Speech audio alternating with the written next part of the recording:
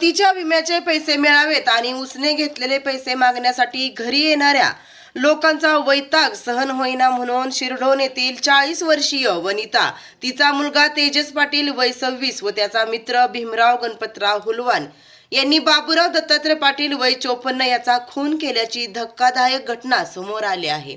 10 February मध्यरात्रीनंतर नरसिंह गावाच्या हद्दीत हॉटेल आर्याच्या जवळ बाबूराव पाटील यांचा मृतदेह रत्नागिरी नागपूर महामार्गाच्या जवळ आढळून आला होता। शुक्रवारी या प्रकरणाची चौकशी करण्यासाठी अगोदर मुलगा तेजस याला ताब्यात घेतले। शनिवारी पत्नी वनिता आणि मुलाचा मित्र भीमराव हुलवान या दोघांनाही चौकशीसाठी ताब्यात घेण्यात आले होते।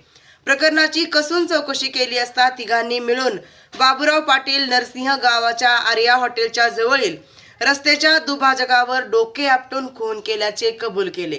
या गुन्ह्याचा पुढील तपास सहाय्यक पोलीस निरीक्षक शिवशरण व पोलीस निरीक्षक ज्योतिराव पाटील करीत आहेत।